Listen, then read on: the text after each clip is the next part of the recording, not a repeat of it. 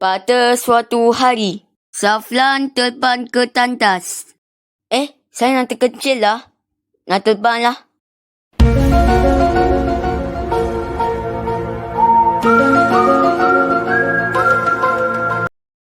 Shum.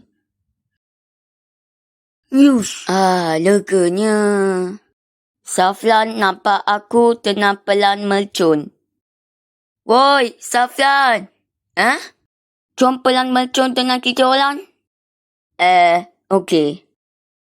A few moments later.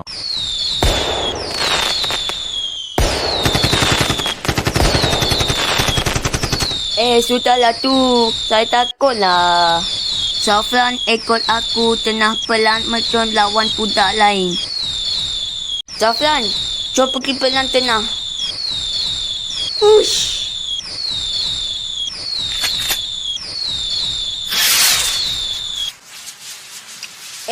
Awas! Tiba-tiba, mercun tu patah balik ke musuh dan rupanya mercun bom atom. Kenapa kena bom tu? Alah, kenapa? Entah. Apakah? Kenapa bom ni patah balik?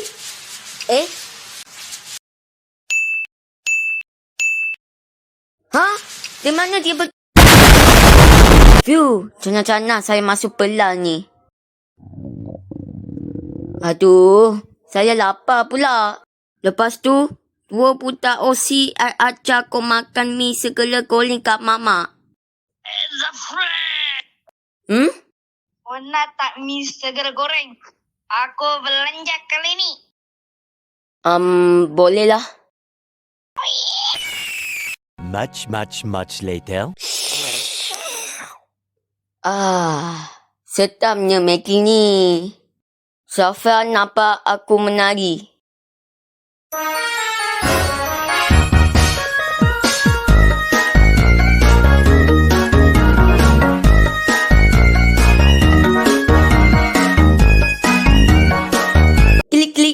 Klik. Lepas tu, ada robot jahat. Woi. Robot jahat. Saya akan hapuskan kau. Apa saya nak buat ni? Tiba-tiba kau berubah menjadi Saitama dan kau tumpuk robot tu sampai robot tu kalah dengan hanya satu tumpukan je. Hei-ya! Alamak. Mampus kau! Jangan apa-apakan saya. Ambil kau robot jahat. Saya dah jadi biasa balik. Safran nampak saya, lepas tu saya bagi awal KFC. Safran! Nah, untuk kamu. Tapi, saya tak kenyang. Makan! Okey. Saya makan juga. Safran makan dengan ucapan Bismillah.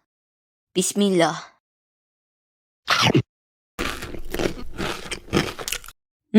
Sedap betul ayam goreng.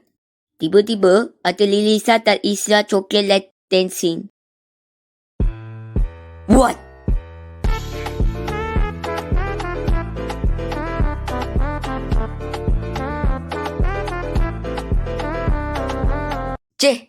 Sama-sama sekarang ni coklat tak apa-apa.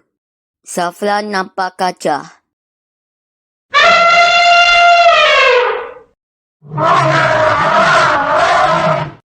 Ya Allah, kesiannya dia. Safran nampak kaca terbang. Anak kaca tak masuk syurga dah. Tamat.